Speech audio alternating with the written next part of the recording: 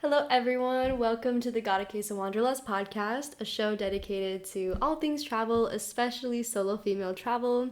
Today, I'm with a special guest from the Philippines who is currently based in Estonia, and her name is Ems, who goes by at Ems elsewhere on social media. So, Ems is a travel creator with expertise in Southeast Asia, solo travel, remote work, and studying abroad. So, I'm so excited to be chatting with Ems today. So, welcome to the show. Thank you, Lydia, for the invite. This is so amazing. I've been listening to your podcast for a while now, and I'm excited to be here. Ooh, I'm so excited to hear that. So first of all, I love to ask what sparked your wanderlust? Well, it started with the fact that at 25 years old, I haven't been to a single country. But the thing is, I moved out of my parents' house when I was 12 to go to a science high school, which was kind of like a boarding school. And from there, I moved out again for university, and then I was living in a different city for work. So I've always been an independent girly, and I've loved living alone and exploring new things, new adventures. But it's always been within the Philippines, right? Because my family is are not they're not into traveling, and so I've always thought about traveling as this like very expensive um, thing that you need to plan out, or that you need a travel agency to plan out for you. But then I decided in 2023, okay, this is going to be the year that I'm just going to go out there and do it on my own. I'm going to do it scared. I'm going to do it on my own. And my first trip abroad ended up being solo travel. So that was so empowering. And it really led me to keep traveling again and again, almost every month starting that year. And I never looked back.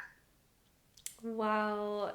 Yeah, I love that for you. I love when you do it scared. Like that philosophy is such an Exactly. incredible way to live this life because really like no one is living life for you. You just got to do it sometimes. And so why did you decide to study abroad in Estonia? Okay, so studying abroad, I got the idea from my first job. So I had this job straight out of uni, and I had this colleague who was my manager, and he studied in Estonia before. The thing is, I did not even know where Estonia is. Like, it's a very small country, 1.3 million in population. I had no idea. But he said he studied there for grad school, and he mentioned that it was so affordable to study in Estonia. It was one of the more affordable cities in Europe, and he had a fun time studying. So that was in my first job. I totally forgot about it, but I do know deep down in my heart that I wanted to pursue higher studies. And I don't know, it would be better if you do that abroad. It's just like this really cool experience that I knew growing up. So I just had that at the back of my mind. And then I was switching jobs. I worked in corporate. That was a very long time. And it just suddenly reappeared to me. Like there was a point in my career when I started feeling stuck. Like, what's the next step? Where's the next adventure? And I just started applying to several universities abroad. And that was the last year. Yeah, I got accepted out of the blue. So I guess that was the start. Okay, it was like destiny. It called you. Yeah, kind of. And you know what? The amazing thing was I got the admission letter at the same time, the same month that it was announced that I was going to be laid off from work. Like how Wow. crazy is that? Exactly the same month. And so it just really worked out that year. That was in 2024. Okay. I love how that just fell into place like that. It really did. Yeah, but there were tears, but it really did work out eventually. Well, I would love to hear about your experience, like first moving there. What is life like in Estonia? Were there any cultural shocks or things that surprised you when you first arrived? Definitely. First of all, this was my first time in Europe. I haven't gone to Europe for vacation as a tourist, nothing, not at all. So that was also my very first long haul flight. It was, I think, 28 hours of traveling from the Philippines. And then we had a layover in Turkey. I think that was like 14, 18 hours. I can't remember. It was just such a long flight. We landed in Istanbul and then Istanbul to Tallinn. And definitely the culture shock was the weather. It was very cold. I'm an island girl through and through, and I was struggling in the first few weeks. I got here during fall, which was not bad. There was still sun. It was bright until 7 p.m., but that was difficult. That was really shocking to me. Another thing is, I never have been to another country for more than 5 days. So being in Estonia, it was fine. It finally kicked in to me that I'm not here as a tourist. I'm not just here to see the sights. I'm actually going to be here as a local. So that was another culture shock. Like I actually had to live here as a resident, and I had zero social life here. I had to start from scratch. Everything. I knew nobody. Not even like a relative or a distant friend. Like yeah, nobody. So that was I was shocked basically. Yeah, well, I can relate. It's my first time living abroad as well, and Really? yeah, like being in Madrid, it's amazing being in a different country, but it's so much harder than you might expect, or like what you Yeah, see on social media, for example. yeah. And I just want to point out, like, I was stalking your Instagram before, and I love how you show the real side about moving abroad because it really isn't all like highlights and the It's fantasy that not. people Yeah. portray online. And so, what is your favorite part about living abroad and the most challenging part, if you had to pick one for each? All right, favorite part. It straight up just feels like I'm living in a fairy tale. You know? I feel like, well, number one, because literally every like building here, every street looks like a fairy tale, or at least the fairy tale that was fed to me as a child growing up.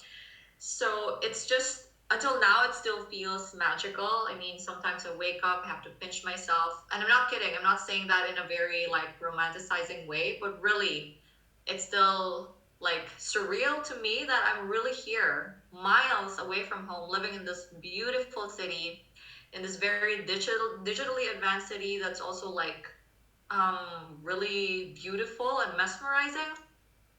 So that's my favorite part, just like being um, in a very diverse place. Also, because I'm in an international school, so I've been meeting a lot of friends, a lot of people, and I feel like before when I was traveling, when I visit a country, there's going to be a dent in the bubble that I live in because wow, I found out about this, a little bit about this culture, and there's a dent. Suddenly, my world is like just a little bit bigger. But here, that there's a dent every day. So my bubble just keeps expanding and expanding, and there's just so many things to learn about all these other countries, all these other people that I haven't heard about, all these cultures that I haven't like read about or like listened about or heard about before. So yeah, that's a really very beautiful thing to experience as a human. The worst thing though is that if I'm meeting a lot of new people, I'm missing out on a lot of people in my life. That's the worst. That's the worst part, really. Like, I love my friends, I love my family. I'm a very extroverted person back home, and just being away from them, it really sucks. I know that the tools that we have now online is supposed to bring us so much closer, but I don't know, for some reason you get shy to just hit up a friend to ask about their day. It's just we live I don't know, we live in weird times, and that really sucks, like not being there for special occasions or like random hangouts. Yeah, that's difficult. Yeah. Yeah, it's really hard to stay connected and keep in touch with your loved ones back home, but also still like have the motivation to go out and meet new people and like not cling so much to your past and like move forward Yeah. to where you are now. So I can yeah, I feel you, girl. I do. But I've never been to Estonia. So, I mean, what is there to do? Like how is the food? Like you described the city as like this amazing place. But yeah, like can you just describe kind of what it's like to be there? All right, yeah. So Estonia is a very small country. Like I said, 1.3 million in population, and I live in Tallinn, the capital.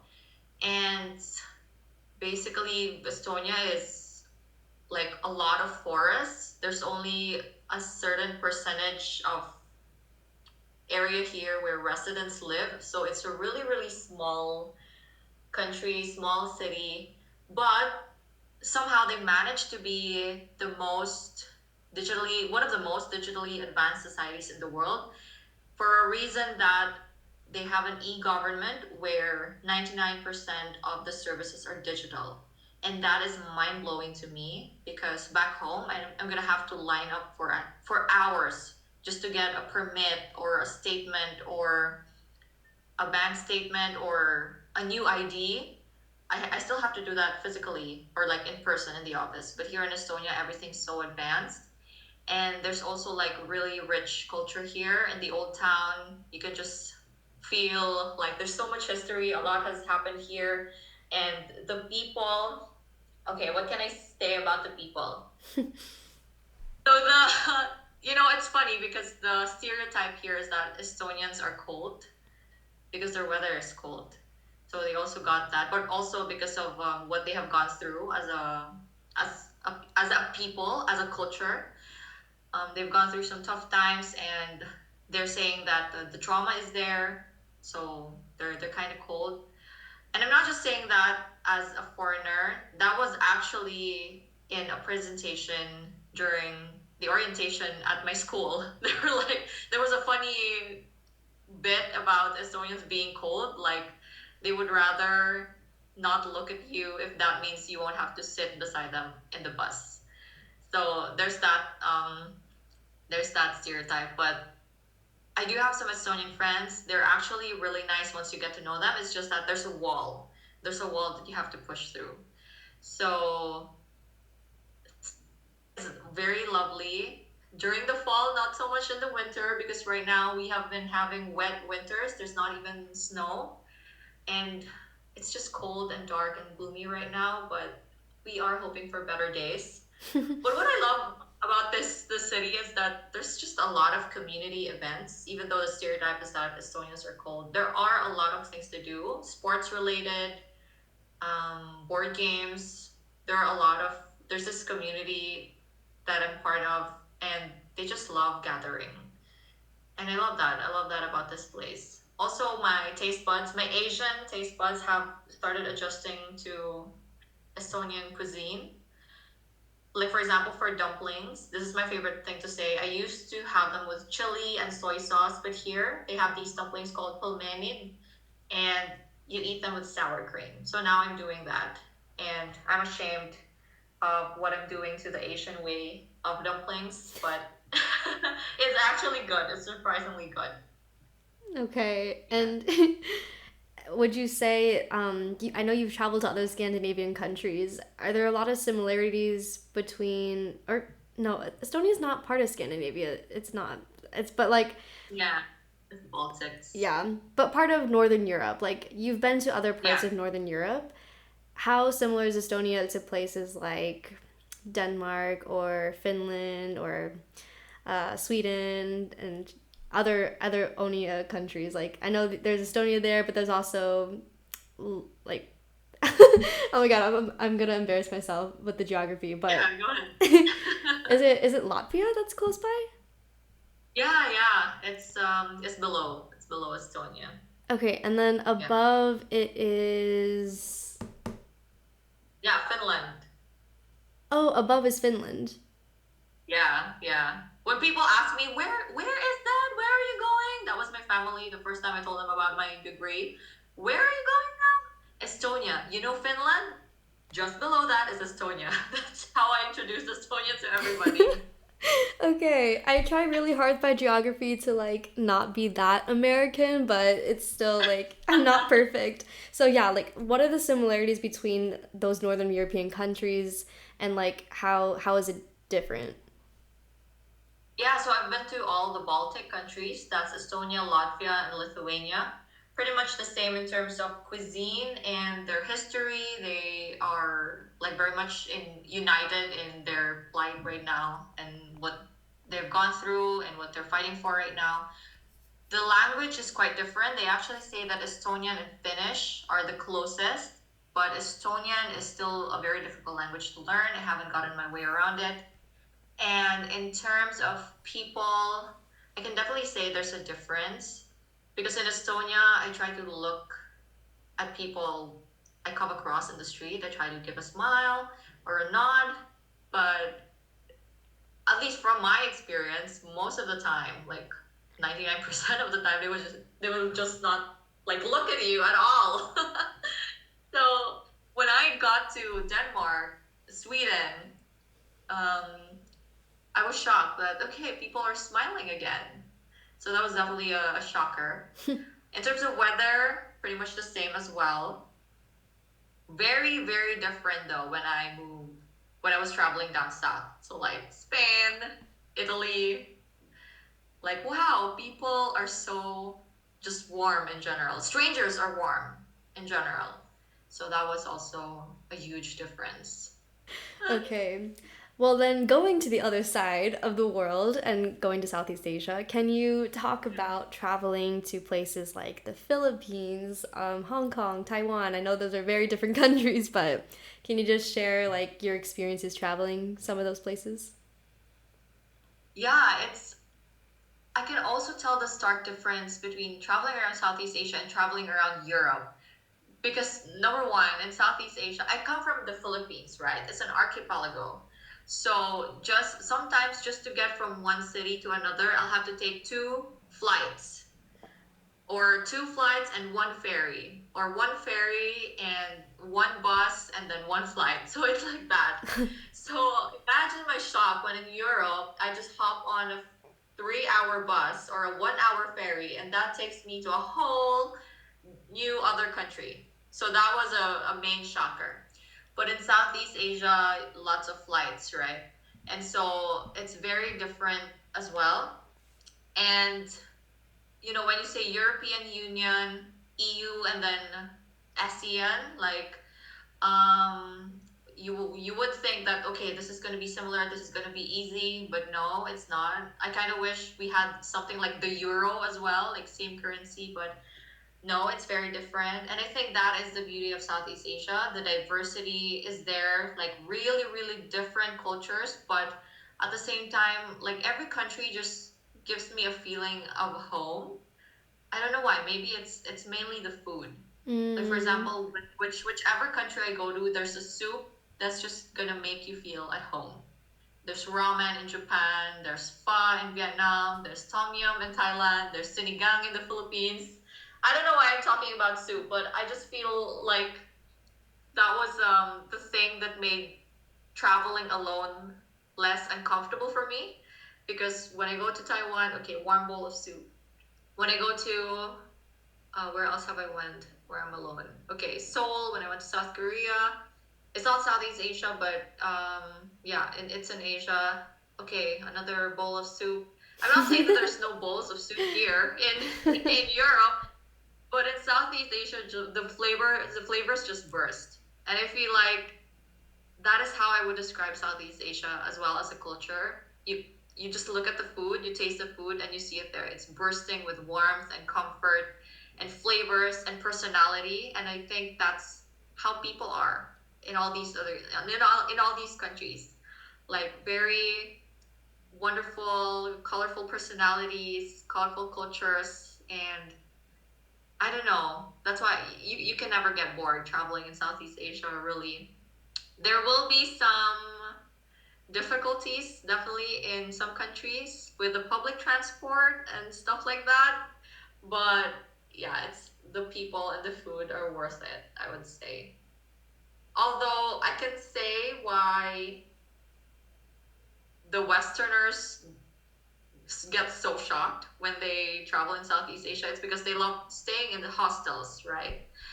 I have been staying in hostels while I backpack around Europe. I did the same thing in Southeast Asia, and man, the difference is just Okay, in Southeast Asia, the hostel is really uh budget hostel is really budget hostel. It's like you really have to let go of some comfort and be open to getting a little bit of gross when you really are so like doing the backpacking budget traveling.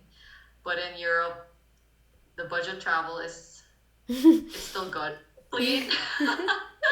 So yeah, that's another thing that was like so different. Based off the cities you've traveled to, would you be able to give some favorite places in Southeast Asia? Okay, favorites. That's a really tough question to answer because each country has its strengths, or for me at least. So for example, my favorite food trips have been in Ho Chi Minh in Vietnam and in Thailand.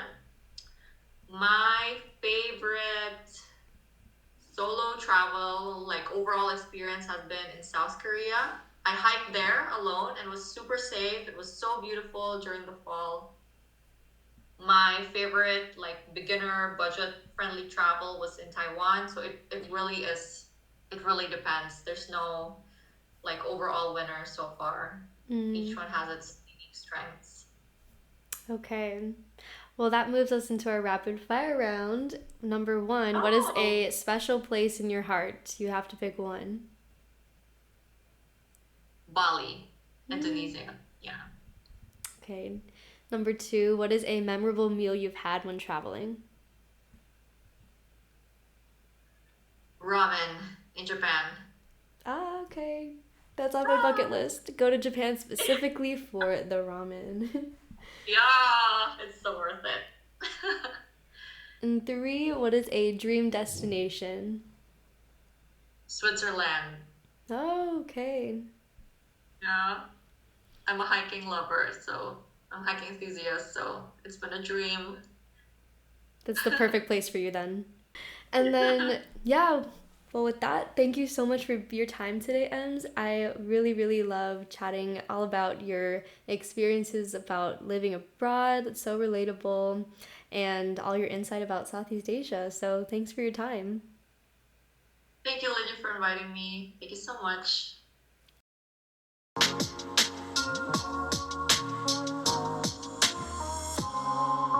Thank you so much for listening to the Gotta Case Wanderlust podcast. Again, my name is Lydia, and you can find me on social media in the About section of this podcast. Please rate and review if you found value or insight from this, and I hope to see you in the next episode.